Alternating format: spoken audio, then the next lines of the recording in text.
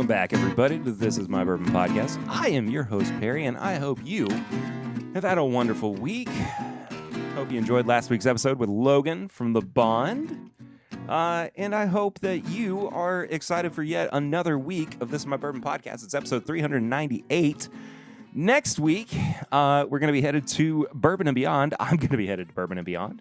Going to be chatting with some industry folk, talking about how bourbon is doing in the world right now, and going to be interviewing plenty of musical acts from the festival as well. But that's not what we're doing this week. This week, we're going to be tasting through all three of the releases from the Heaven Hill Grain to Glass series from 2025.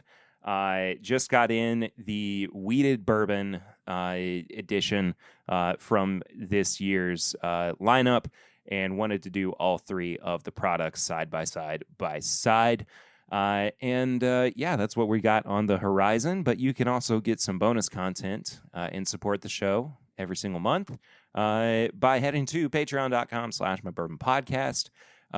From $1 a month, you get access to our Discord. From $5 a month, that's where the bonus content kicks in.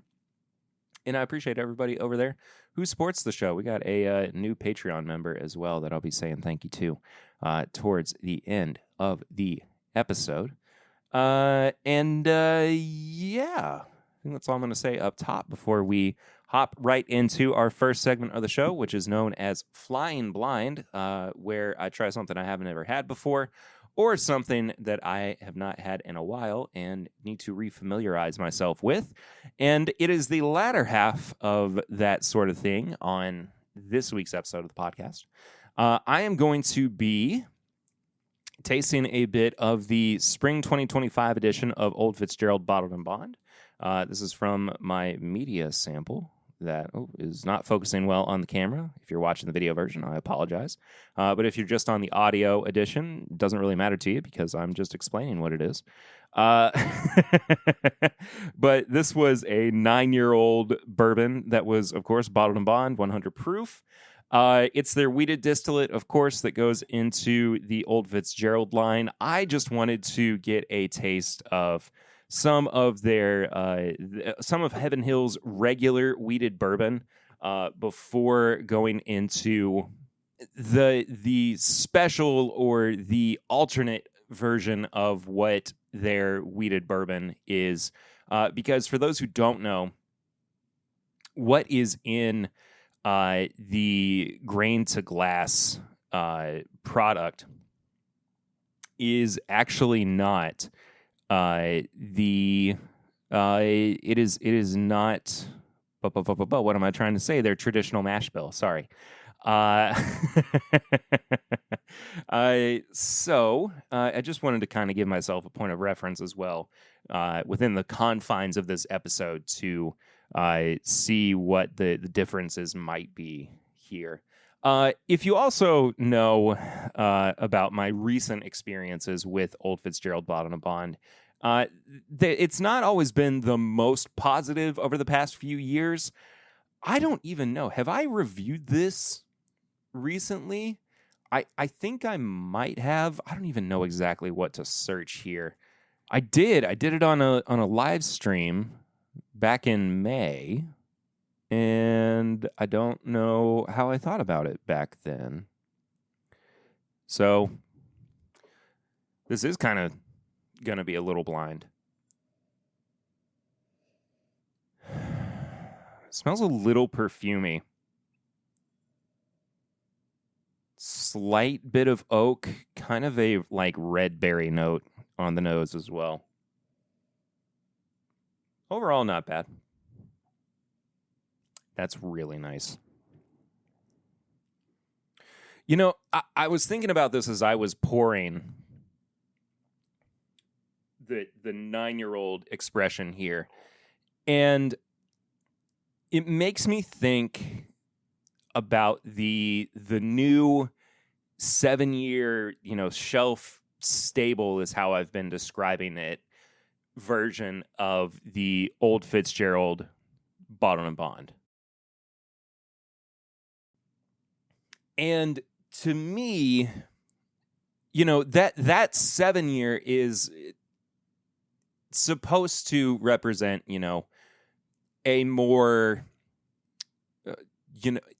less like special edition, special version of what this decanter series is, and just offer people, a reason to maybe, check out one of the decanter bourbons and stretch their dollar a little bit further, go for something that they might not regularly pick up. And this is just kind of like off-base commentary in general about what kind of corner Heaven Hill might have painted themselves into. But now, 8 or 9 years old is as low as they could probably go with the decanter series, unless they have just the most special 7-year-old bourbon that they could possibly put into the decanter. Truthfully, it's gotta, stand out so significantly, or, be so significantly different from what they're putting into the shelf stable offering that is, $60 and age stated at 7 years old, that if it's not, gonna blow you away, it's not gonna be worth it to, spend that extra money. So it's curious to me what they might do here in the near future. But anyway, that's just something of an aside that I was thinking about while I was pouring this. But anyway, let's talk about what I've been drinking recently. Because I've had some fun over the past week. After I got done recording with Logan last Friday at the Paddock Bourbon Club, I actually hung out there for a little while. I was at the bar, and the bar manager there, her name is Haley. She's an old friend. Not Haley from Wilderness Trail, different Haley. She said, you need to go over and meet this gentleman who is from the Brothers Wright.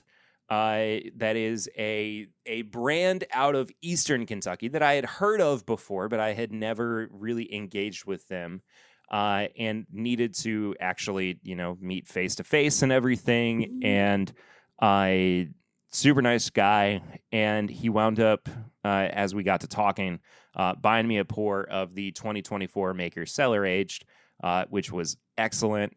One of his friends that also is, part of the team with the Brothers Wright, came in, and we got to talking more about the actual product that they make, and they got me a pour of their barrel proof as well. And I got to try that, and I was very, very pleasantly surprised by their product. Not to say that I was going in with any kind of reservations necessarily, but I think that a lot of us feel a little bit of, hesitation towards anything that feels inherently gimmicky, right? With something that has not really been done before. And, that the reason that the first guy, and I believe his name was Tanner, bought me the pour of the Maker Cellar Aged was kind of twofold. The first one was that's what he typically gets when he's at the Paddock Bourbon Club, and the other was because it was reminiscent of what they're doing with the Brothers Wright and their products.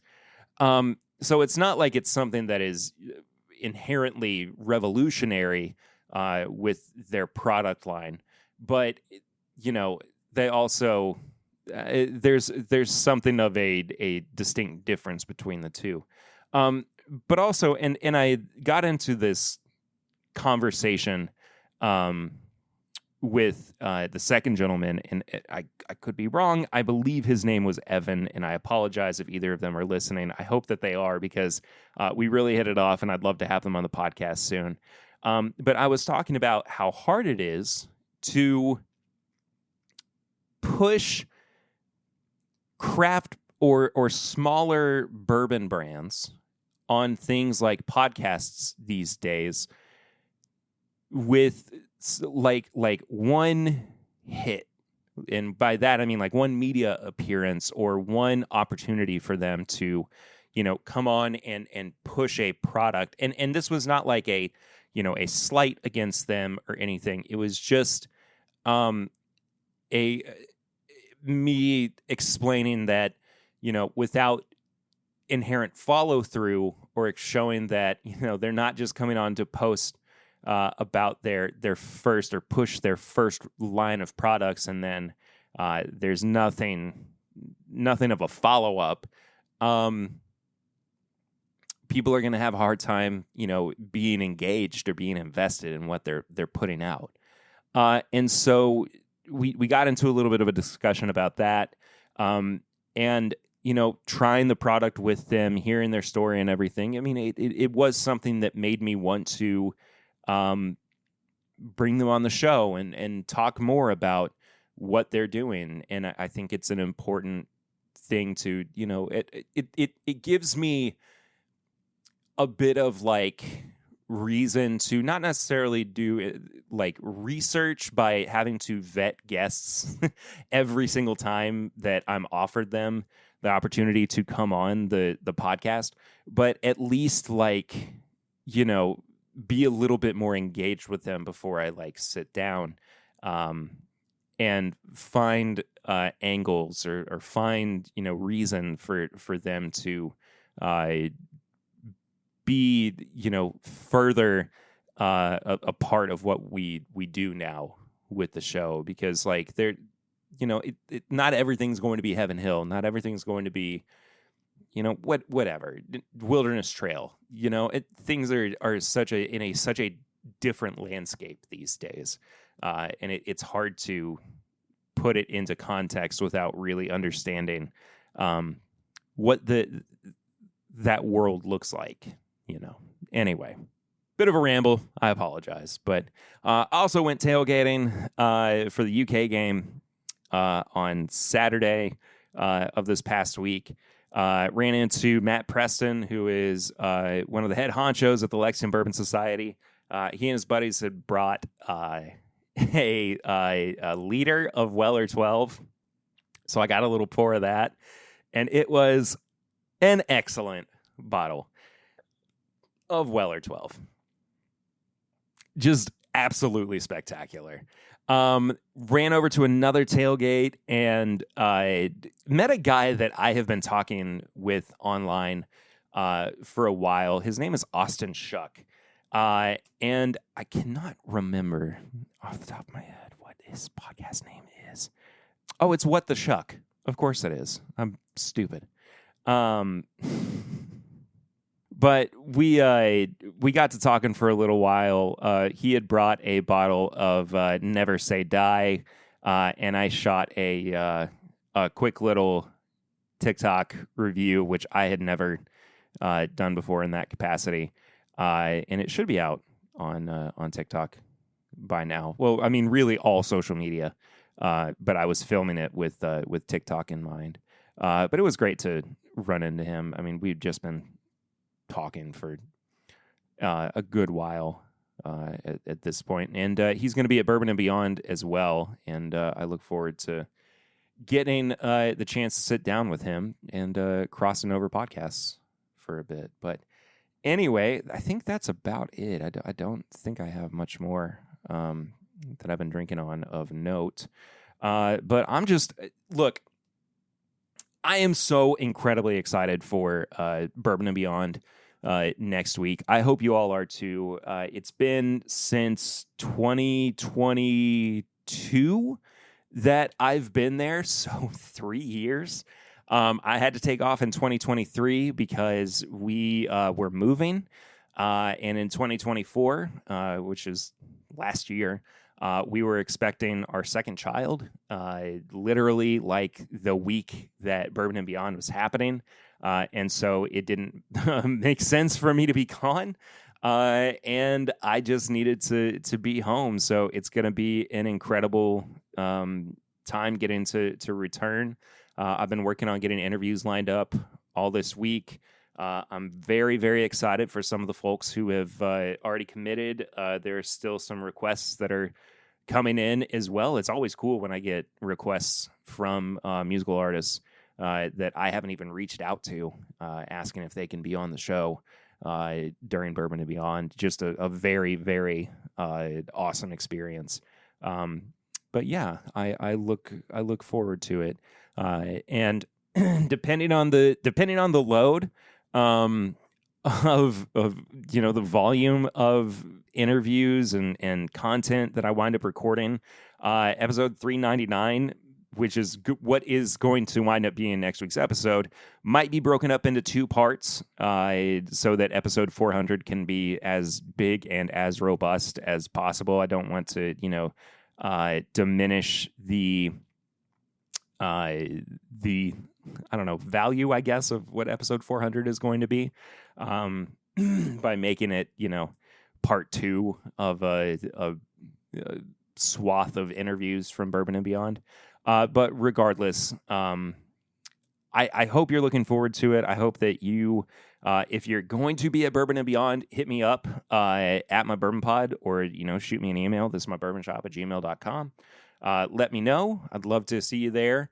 There were, of course, winners from the giveaway we did on Instagram for tickets, for wristbands, whatever. Going to be hitting up those folks, seeing them at the festival as well. Going to be a great, great week. And yeah, that's my little plug, I suppose, for Bourbon and Beyond coming up. Always excited for that festival. All right, folks, we got a triple review this week for you. It is all three of the 2025 editions of the Heaven Hill Grain to Glass bourbons. We're going to start with the regular rye bourbon. It's a high rye bourbon that was distilled in 2018. 105 proof, 6 years old.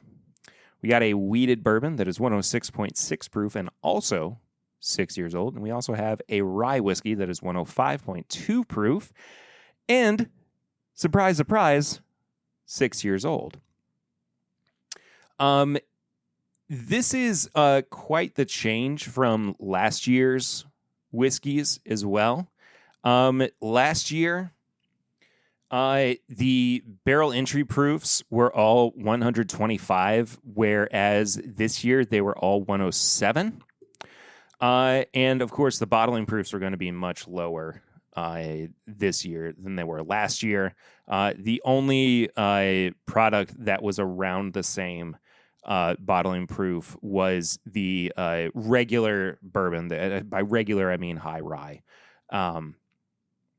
But that being said, though, all pretty similar just in terms of the actual process of creation. Let me see if I can pull up the actual mash bills here, and I don't think that their website has them, and I apologize for that.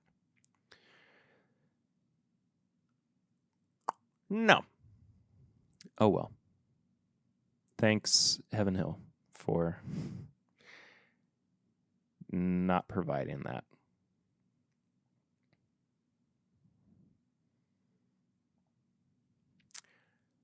Oh, well. We tried. Anyway, we're going to start with the bourbon, like I said, and move our way through the lineup. I have tasted the bourbon and the rye prior to today, but I've not done them on a podcast. So if you do not normally watch my live streams on Thursday nights on youtube.com/thisismybourbonpodcast or twitch.tv/mybourbonpod, get around those.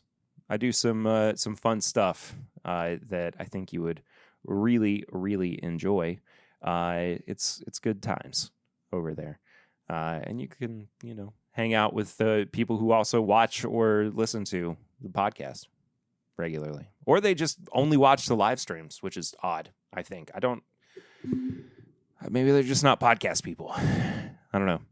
Maybe this is your first time ever checking out one of the podcast episodes. Anyway. Bourbon coming in again at 105 proof.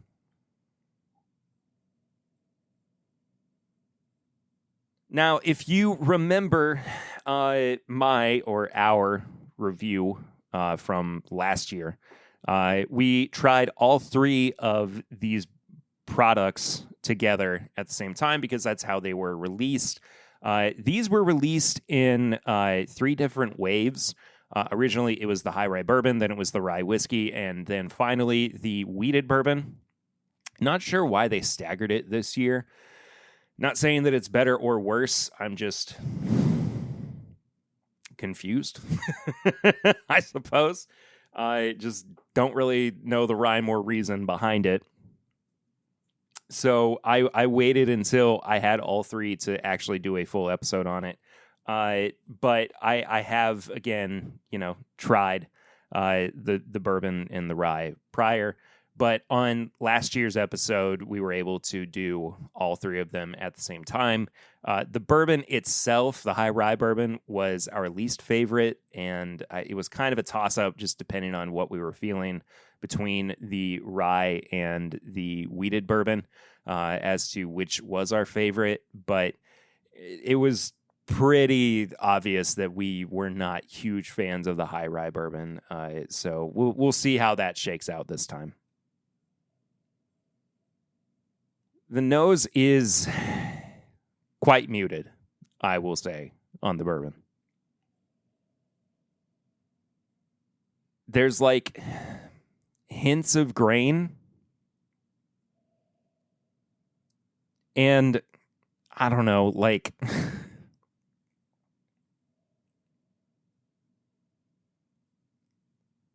bits of ethanol. I mean, it's just not very prominent. Truthfully, for $100,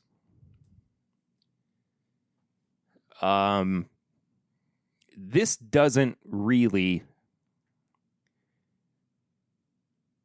go very far.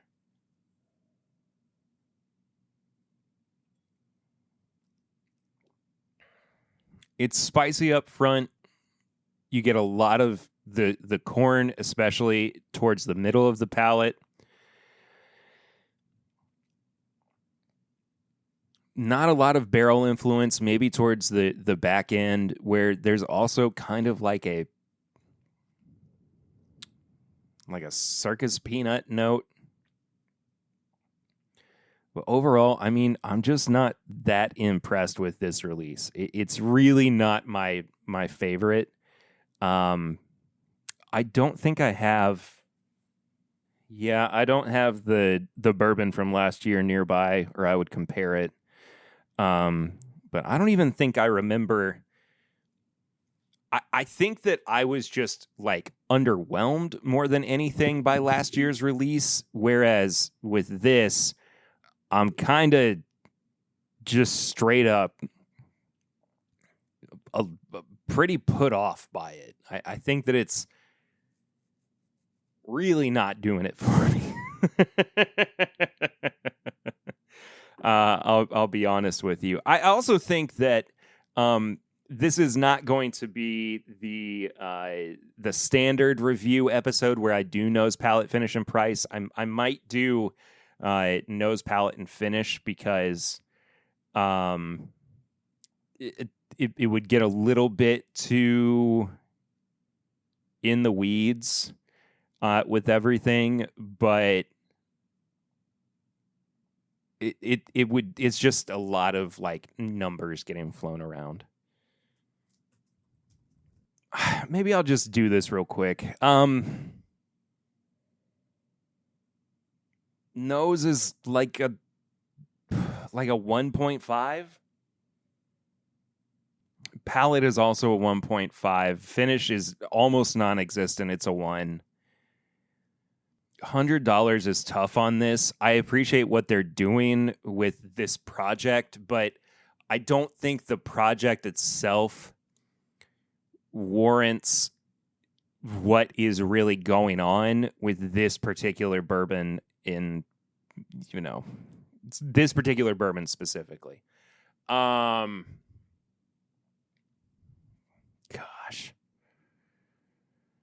I don't know. I might give just like across the board price score at the end. I think I'll do that. Okay, moving on to the wheated bourbon at almost 107 proof, but 106.6. The nose just kind of smells like Twizzlers.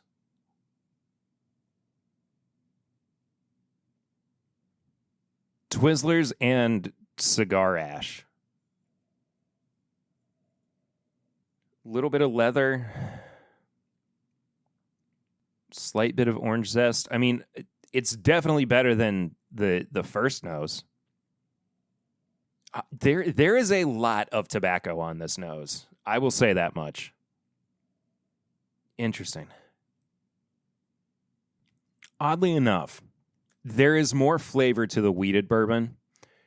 Not in like just so much that I feel like it's, something to go insane over. But it's certainly like a respectable bourbon. Like, I'll be very honest about it. It's definitely not the Old Fitz Bottled and Bond that I had at the beginning of the show. I'm not even saying that it has to be, but it's in a very similar price range.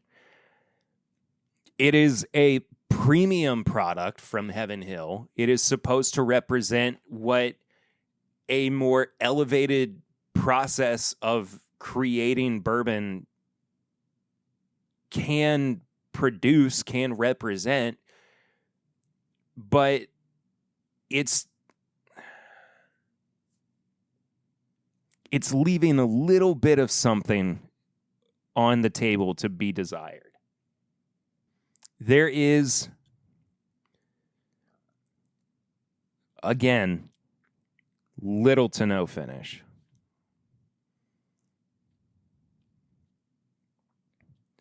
I don't understand what happened with this one. There is a lot up front that is in the, like, it's kind of like coffee ice cream. A little brittly. But it drops off pretty quickly. What is there on the finish goes kind of bitter, which I don't love. Just such an interesting release overall. Anyway, nose, probably the strongest point here. 3.5. I actually quite like the nose. Palate is a 2.5.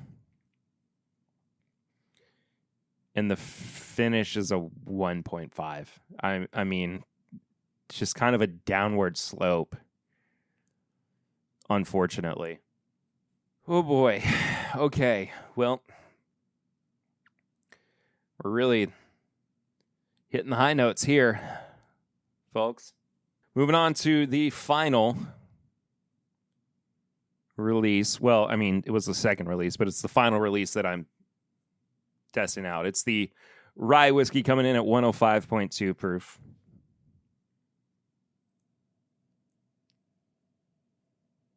Finally, something that has character. It's got something of note for sure.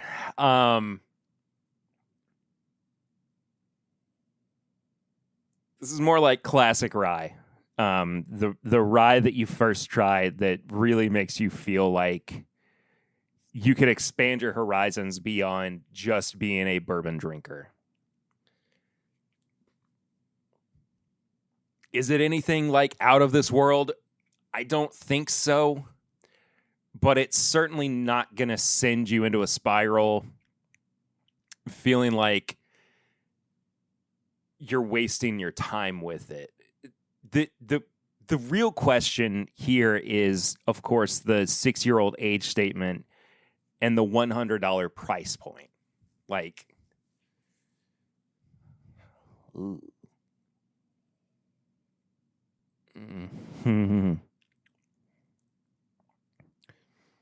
easily the best palate. And the best finish, without question. Both are just coated in like brown sugar and orange zest, wintergreen, mint.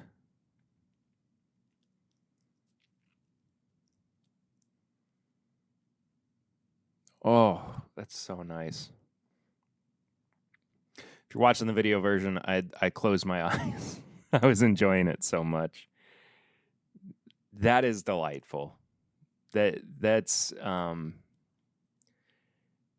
is so good.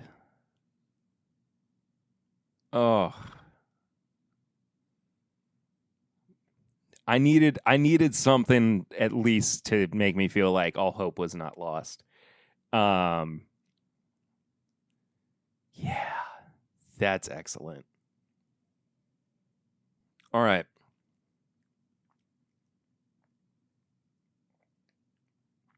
Nose. 3.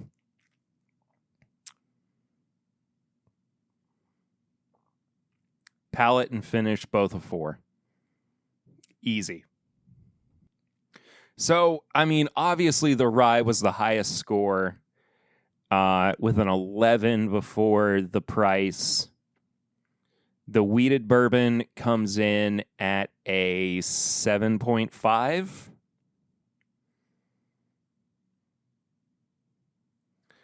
And the high rye bourbon comes in at a 4 before the price. $100 a bottle for all three. Well, excuse me, $100 a bottle. So, I mean, if you want $300 plus tax, and that's MSRP.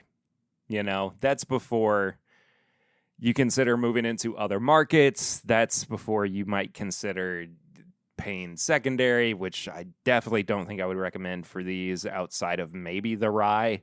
The rye is really good.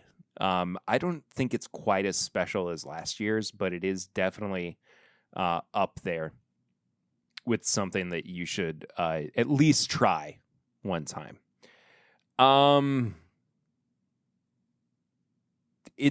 It's a very strange lineup this year.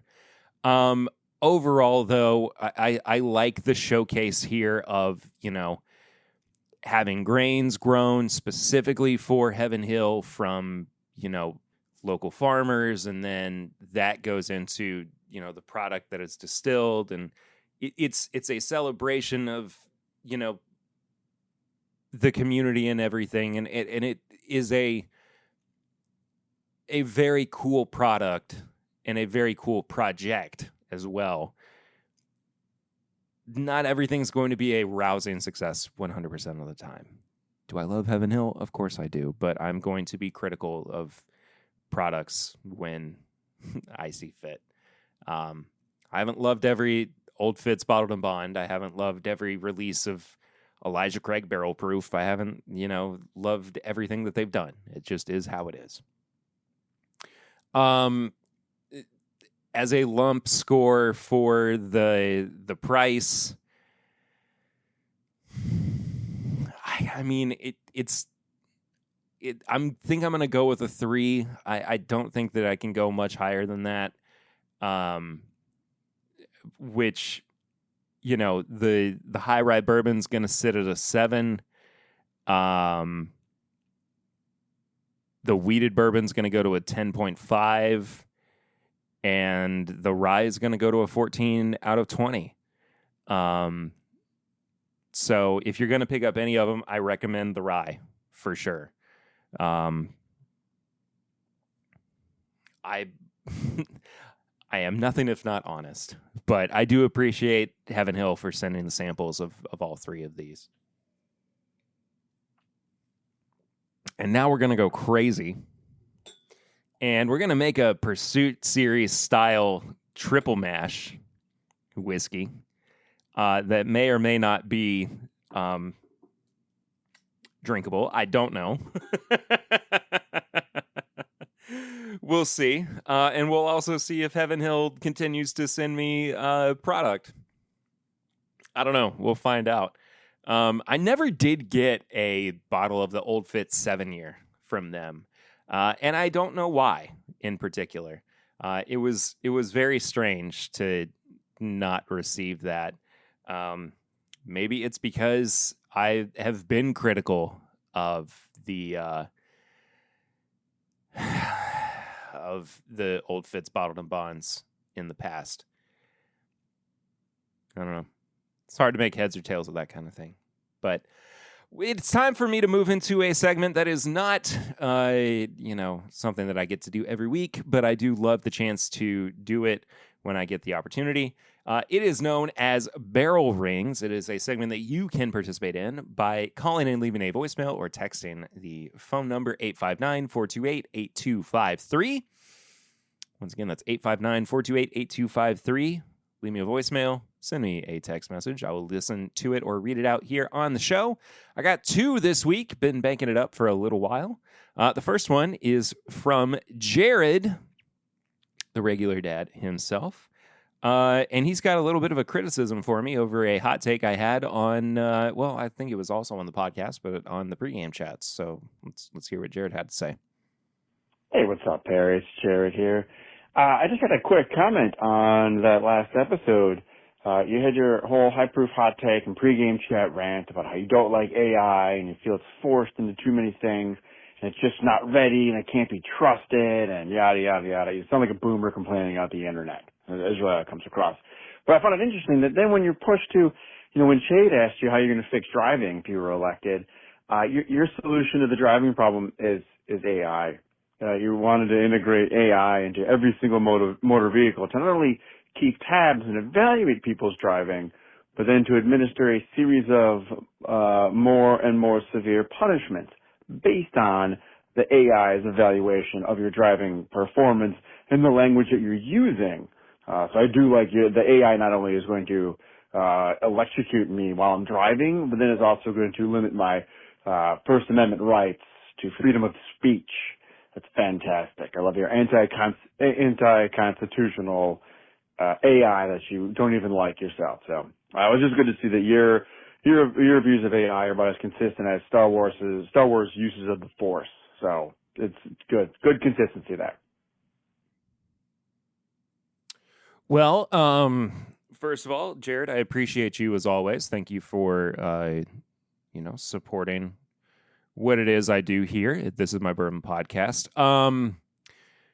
I think you misconstrued my driving enforcement measures by insinuating that if I were to get elected as a local officer, now this was from a few episodes ago at this point, where I was asked if I were to get elected as a local official, what would I do to improve people's ineptitude when it comes to using their turn signals?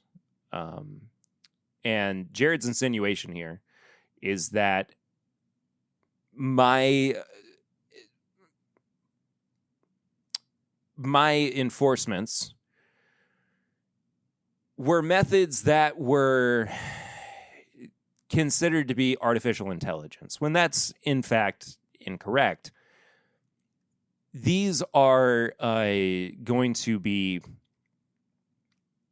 in effect, methods that are built into your car that are strictly mechanical in nature and would be, at its core, responsive to your actual physical, your physiological nature. right? So it's not necessarily that your car is listening to you and responding to your actions, but it would be that you're, in a sense, hooked into your car, right? By strapping into your vehicle, you are co-signing your I don't want to say rights, but the way that you would consider yourself to be an operator in some ways. So the insinuation here that I am of two minds about artificial intelligence is wholly untrue, unfortunately. And I reject the notion that I, in many ways, disagree with the implementation of artificial intelligence into my everyday life, while still, trying to embrace it ubiquitously in other ways. It's just complete slander from Mr. Jared here, Mr. Regular Dad. However, I do appreciate him as always. So, as I said, I have another one here. It's from Mike Schneider.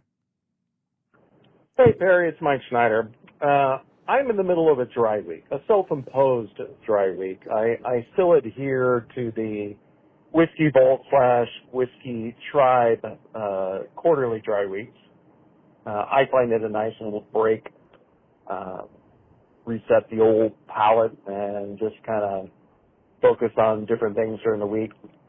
Is that something you like to do every once in a while throughout the year, a self-imposed dry spell, or do you just take the dry spells as they come? Thanks. Have a wonderful week. Michael, appreciate you. I don't have the self-control that you do. I'll be very honest. I take the dry spells as they come. And part of that is because of the way that my schedule operates these days, and the way that my life is as crazy as it is.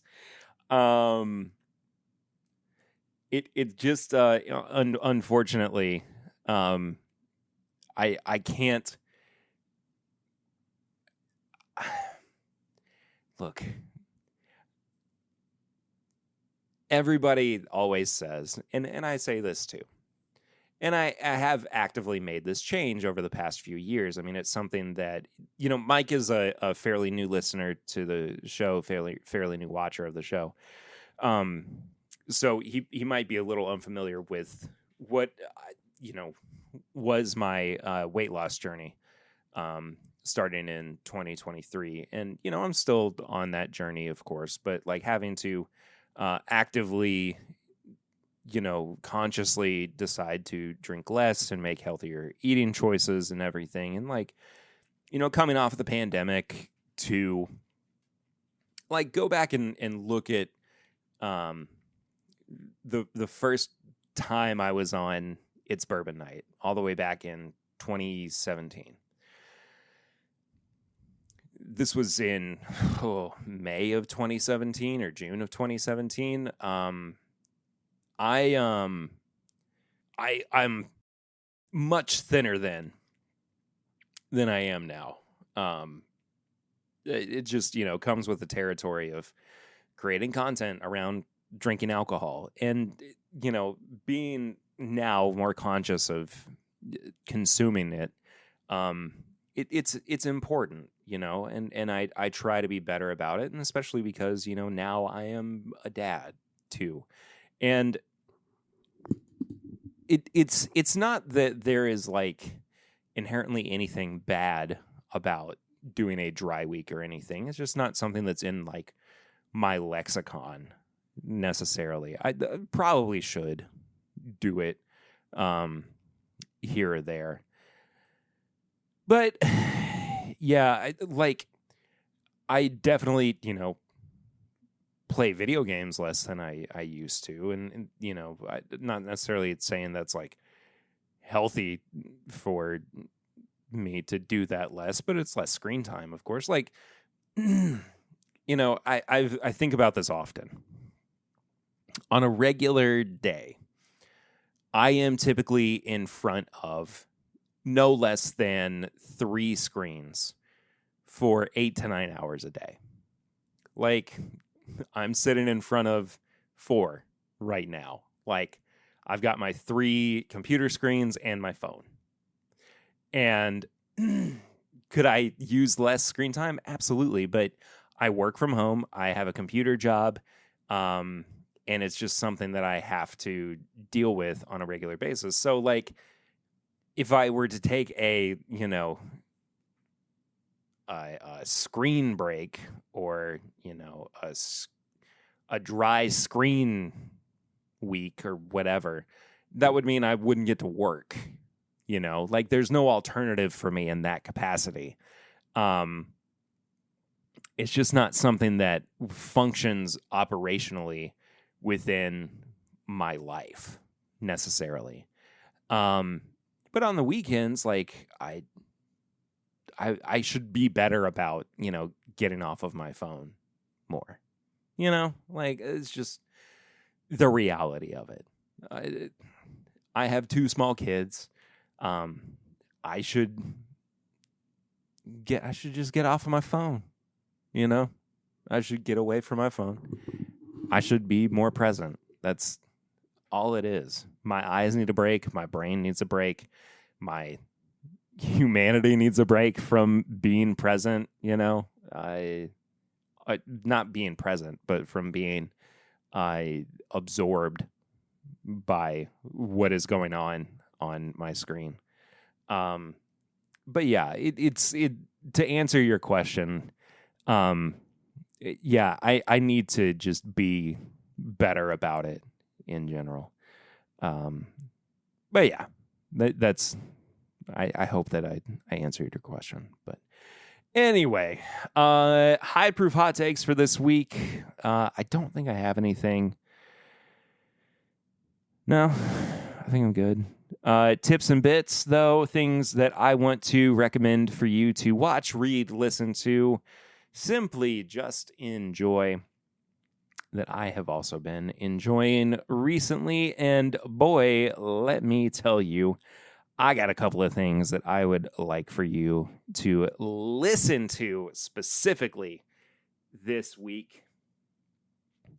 There is a band out of Lexington, Kentucky that I just heard at the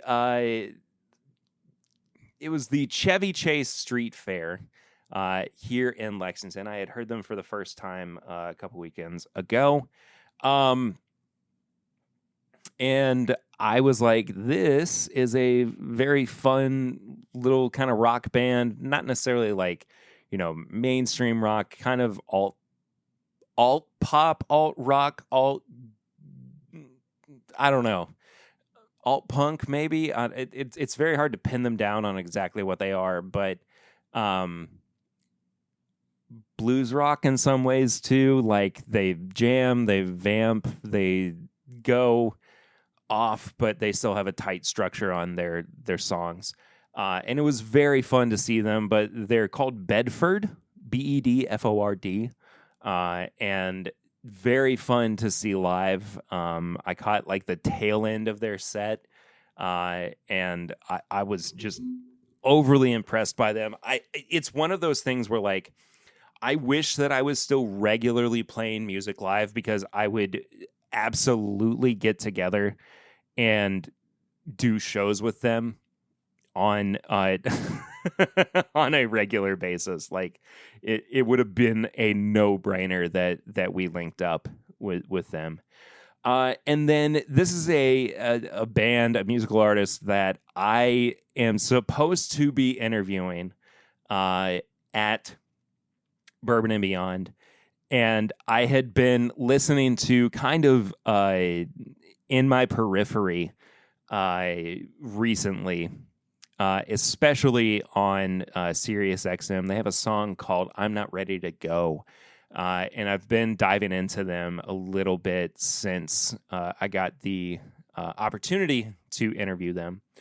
And they're definitely on like the opposite end of the spectrum from Bedford, but they're more in the realm of easy listening is not the right word, because I think once you say that, you're thinking more of like Frank Sinatra, but in these days it means more of like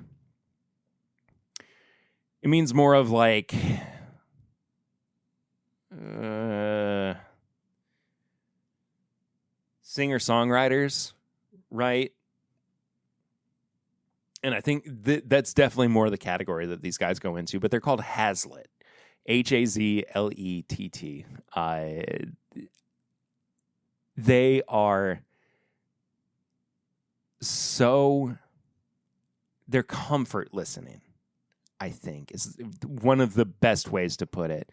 I'm Not Ready to Go is such a comfort song for me too. And I really, really hope I get the chance to sit down with them and talk about their music and talk about how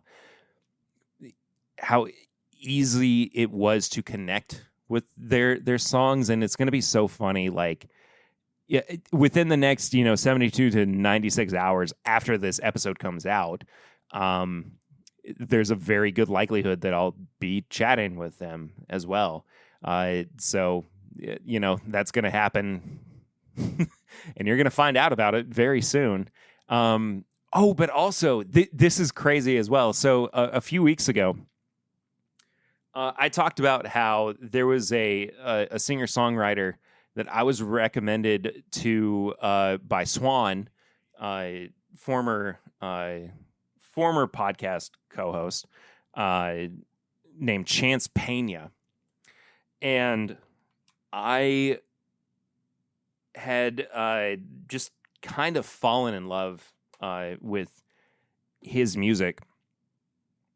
And turns out he's going to be at Bourbon and Beyond. And I'm keeping my fingers crossed, man. I really am, that I'm going to be able to sit down with him and interview him. I think it's going to be a great time if it happens. But anyway, I think that does it for this week's episode. I am so unbelievably excited for Bourbon and Beyond next week. Like I said, there's a chance that episode 399, which is what next week's episode is going to be, is going to get divided up into 2 episodes, just depending on how much content I'm able to record. But regardless, I hope you're looking forward to it. You can get early access to all that on patreon.com/mybourbonpodcast from the $5 and up tier. If you want to follow the show, you can do so at mybourbonpod on social media. If you have questions or comments, this is mybourbonshop@gmail.com. You can find all of our apparel and merchandise that I actually design. I do all the design work for that because I am a graphic designer by trade at bourbonshop.threadless.com. If you have samples or bottles or anything that you want to send for me to check out on the show, you can send them to the P.O. Box. It's P.O. Box 22609, Lexington, Kentucky, 40522. All the links and stuff, it's all in the description below, whether you're watching on YouTube or listening in your favorite podcast app. And speaking of your favorite podcast app, leave us a 5-star rating and review on your podcast app of choice, and we will read it out here on the show. There's nothing new on the Apple Podcast app, but I tell you what, next person to leave a 5-star rating and review on the podcast, the Apple Podcast app, I'm going to send you a sample pack of stuff that I have been loving on recently. That's not necessarily from recent episodes of the podcast, but I will send it to you free of charge. You're just going to get some samples in the mail from your boy, because why not? And I think that about does it. Do I have anything else? No, I think we're good. I'll see you next week from Bourbon and beyond. The return, finally. I love y'all. Thank you for your support, as always. Appreciate you. See you real soon. Until then, I'm Perry, and this is my Bourbon Podcast.